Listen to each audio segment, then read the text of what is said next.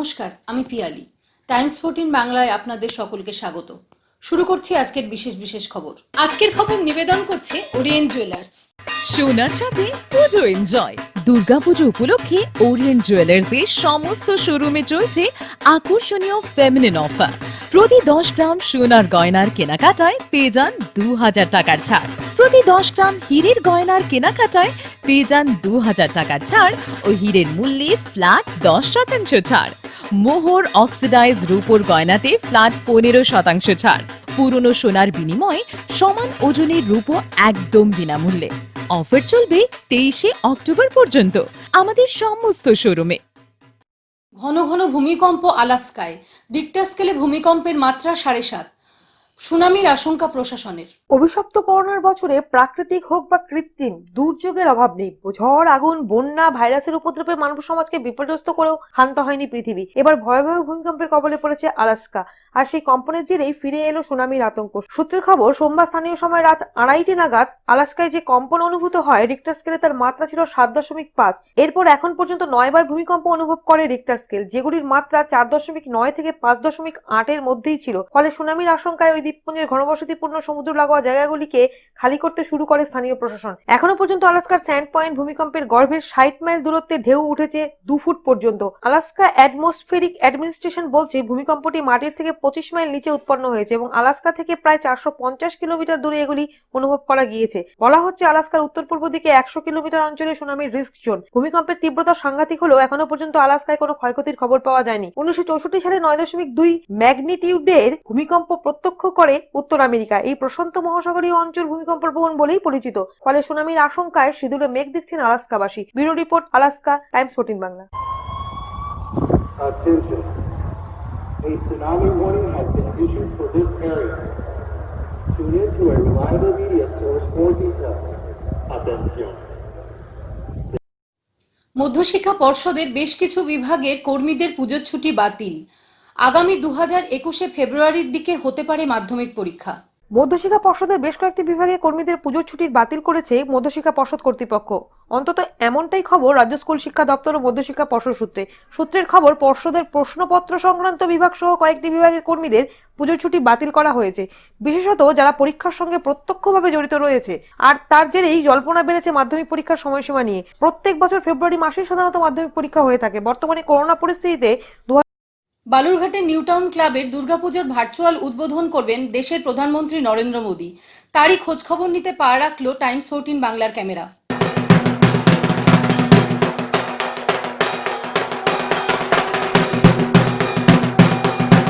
বলুদা, নিউটাউন ক্লাবের এবার কি কি আয়োজন রয়েছে পুজোর উপলক্ষে? আমাদের পূজা উপলক্ষে আয়োজন, ষষ্ঠীর দিন আমাদের ভারতবর্ষের প্রধানমন্ত্রী নরেন্দ্র দামোদর মোদী আমাদের পূজা উদ্বোধন করবেন 11টায়।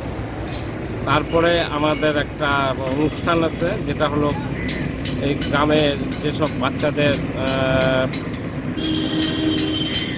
জামা কাপড় কেনা হয় নাই, বাচ্চাদের 3 বছর থেকে 11, 12, 13 বছর অবধি এই বাচ্চাদের একটা বাচ্চাদের জামা প্যান্ট বিতরণ। প্রস্তুতি কি নেওয়া হয়েছে 22 তারিখের জন্য? 22 তারিখের জন্য আমাদের উদ্বোধনের জন্য আমাদের পাড়ার মহিলারা শঙ্খধ্বনি দিয়ে তাকে আহ্বান করবেন। এখানে এরা করোনার যে পরিস্থিতি, এই করোনা পরিস্থিতিতে একজন নৃত্য পরিবেশন করবেন, আর একজন আবৃত্তি পাঠ করবেন, আর একজন গান করবেন, সব সিঙ্গেল করে। এমনি ডিজিটাল ক্যামেরা দিয়ে টিভি দিয়ে এলইডি স্ক্রিনের মাধ্যম দিয়ে সেই উদ্বোধনটা আমরা সবাইকে দেখাবো। এমনি আপনাদের পুজো মণ্ডপে এবার কি ব্যবস্থা হচ্ছে? কি আপনারা এই পূজা মণ্ডপের আমাদের স্যানিটাইজ থাকবে, অল টাইম স্যানিটাইজ হবে। আর উপরে স্প্রে মেশিন বসানো হচ্ছে, সেই স্প্রে মেশিনে গোটাটা সর্বক্ষণ অল টাইম এই স্প্রে হবে। মাস্ক থাকছে প্রায় 5000-এর উপরে মাস্ক রাখছি আমরা। সাধারণ পাবলিক যে 10 মিটারের মধ্যে যারা আসবে দেখতে, তাদের যদি কারো মাস্ক না থাকে, সেই জন্য ক্লাবের তরফ থেকে তাদেরকে মাস্কটা দেওয়া হবে। প্যান্ডেল এবং প্রতিমা কি থাকছে? প্যান্ডেলে আমাদের একটা পরীর দেশ, স্বপ্নের দেশ, সেই দেশকে নিয়ে আমাদের হলো এই থিম, দুর্গাপূজার থিম। আর প্রতিমা আমাদের সাবেকি বাংলা প্রতিমা।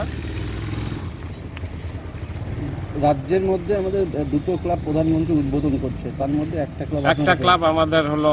সেক্ষেত্রে কতটা আপনারা আমরা তো খুব আনন্দিত, বা আমাদের এলাকার আশেপাশে অঞ্চলে সব লোকজন খুব খুশি, খুবই খুশি। অনুপ বিশ্বাসের রিপোর্ট, বালুরঘাট, টাইমস 14 বাংলা। পুজো পরিক্রমায় বেরিয়ে টাইমস 14 বাংলার ক্যামেরায় ধরা পড়ল রায়গঞ্জ মোহনবাটি বাজার বারোয়ারি পুজো কমিটির ছবি।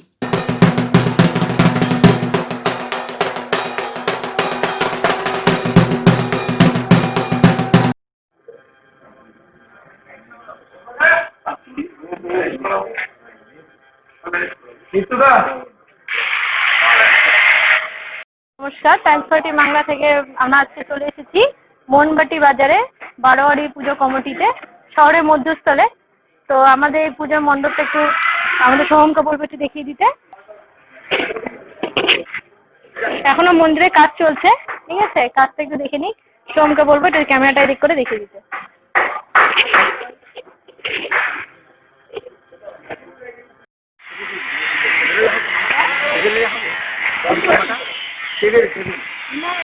হ্যাঁ হ্যাঁ, নমস্কার। আমরা এখন চলে এসেছি মোহনবাটি বাজার বারোয়ারি পুজো কমিটিতে। তো আমাদের এখানে যে সভাপতি আছে, আমি সোমকে একটু বলবো যে আমাদের ক্যামেরাটা এদিকে করে নিই, ঠিক আছে। ওনার কিছু সাক্ষাৎকার আমরা নিচ্ছি। বলুন স্যার, আপনার নাম? সুভাষিস কুণ্ডু, আমার সম্পাদক বাপি রায়চৌধুরী। তো আপনাদের এই করোনার পরিস্থিতির মধ্যে পুজোর ব্যাপারে কিছু একটু সাক্ষাৎকার বলুন। চারদিকে করোনা পরিস্থিতি, মানুষের মনে আতঙ্ক, ভয়, ভীতি, ব্যবসায়িক মন্দা, এসব কাটানোর জন্য এই মাতৃবন্দনার আমাদের এই আয়োজন, যাতে জগৎজননী দুর্গতিনাশী মা সবাইকে আলো দেয়, দুঃখ দুর্দশা মানুষের দূর হয়। এই উদ্দেশ্য নিয়ে আমাদের এই নব মন্দিরে, নতুন কলেবরে এই মন্দিরে মাকে আমরা আরাধনার জন্য ভর্তি হয়েছি। কালকে আমাদের মন্দিরের আনুষ্ঠানিক উদ্বোধন, পঞ্চমীর পুণ্যতিথিতে। হ্যাঁ, এটা প্রায় শতাব্দী প্রাচীন দীর্ঘদিনের ঐতিহ্যবাহী এই মন্দির। এটা দুটো মন্দির, একটা দুর্গা মন্দির, এই সহাবস্থানে আমাদের পাশে হচ্ছে কালী, হরি এবং শীতলা মন্দির। প্রায় শতাব্দী অতিক্রম করেছে, কি প্রায় শতাব্দী ছুঁই এই মন্দিরের বয়স। দীর্ঘদিনের ঐতিহ্যবাহী এই মন্দির মোহন রাজগঞ্জ শহরের একদম মধ্যস্থলে মোহনবাটি বাজার পূজা কমিটি এটা পরিচালনা করে। সদস্যদের দ্বারা, চাঁদার দ্বারা এই মন্দির পরিচালিত হয়। বাইরের চাঁদা আমরা প্রায় গ্রহণ করি না বললেই চলে। আচ্ছা, আপনাদের ভিড় সামলানোর ব্যাপার নিয়ে করোনা পরিস্থিতির মধ্যে কি পড়েছে? গভর্নমেন্টের যে গাইডলাইন আছে, কোভিড প্যান্ডামিকের জন্য যে গাইডলাইন, গভর্নমেন্ট যে প্রোটোকল আছে, সেটা সম্পূর্ণরূপে আমরা মেনে চলবো। এই প্রতিশ্রুতি আমরা বাজার কমিটির পক্ষ থেকে দিচ্ছি। আপনাদেরকে এই মন্দিরটাকে নতুন করে করা হচ্ছে? একদম নবরূপে, নতুন সাজে, নব কলেবরে, নব আঙ্গিকে এই মন্দির তৈরি হলো। এই মন্দিরের জীর্ণ থেকে জীর্ণ হয়ে যাচ্ছিল মন্দির। কালের নিয়মে, সময়ের অভাবে এই মন্দির প্রায় ভগ্নপ্রায় অবস্থা। সেইখান থেকে এই মন্দিরের পরিকল্পনা যে নতুন রূপে মন্দির করতে হবে, সেখান থেকে আমাদের কমিটির সিদ্ধান্ত। তারপরে অবিশ্বাস্য দ্রুততায়, অপ্রতিরোধ্য গতিতে এই মন্দিরের নির্মাণ কার্য, তারই সফল রূপায়ণ এই মন্দির আপনাদের সামনে দেখতে পাচ্ছি। ঠিক আছে, ধন্যবাদ অসংখ্য আপনাকে। ঠিক আছে, আমি সোমকে বলবো একটু মন্দিরটা একটু ভিডিওটা করে নিই, মন্দিরটা একটু দেখে নিই। খুব সুন্দর করে সাজানো হয়েছে মন্দিরটা, একটু দেখে নিই।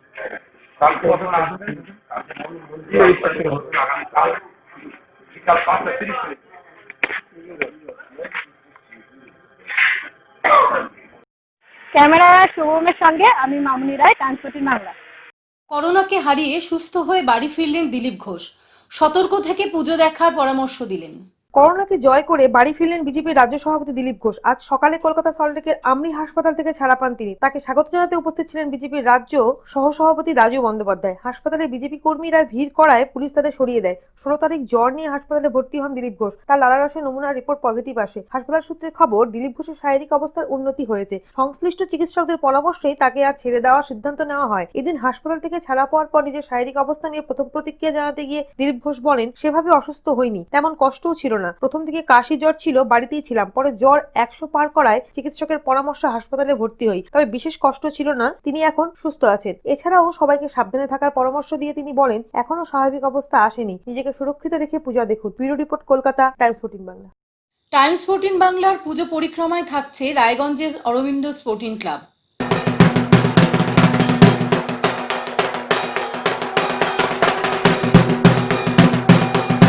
পুজো পরিক্রমা কুড়িতে এবার আমরা চলে এসেছি রায়গঞ্জের কলেজ পাড়ার অরবিন্দ স্পোর্টিং ক্লাবের সামনে।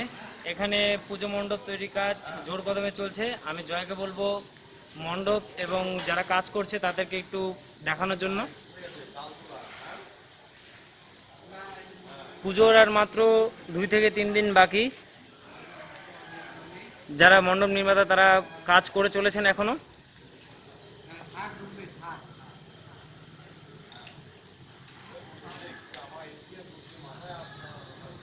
এই বছর করোনা পরিস্থিতির কারণে তেমন বড়সড় করে এবার পুজো হচ্ছে না।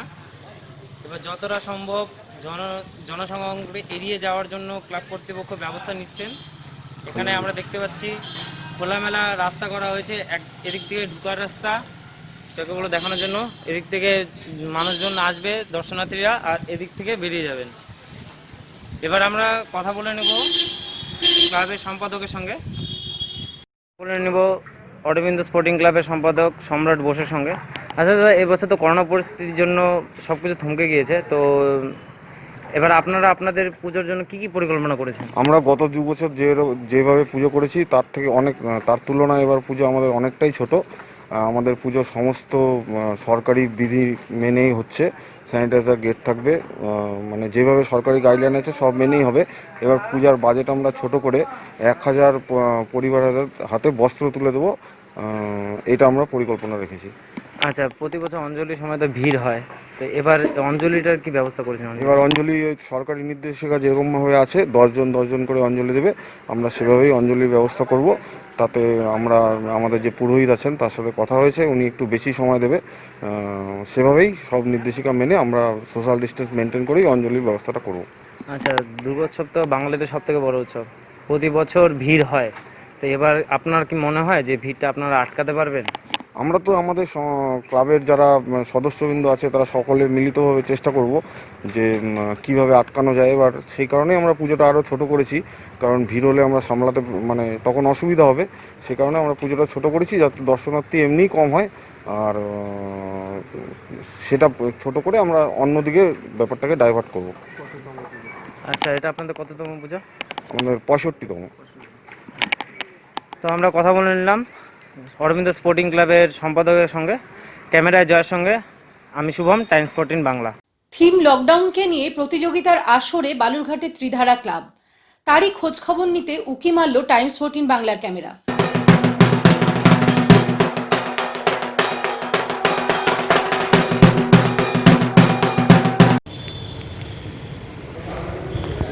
বলছি এই বছর আপনারা মূলত কী পুজো নিয়েছেন আপনারা?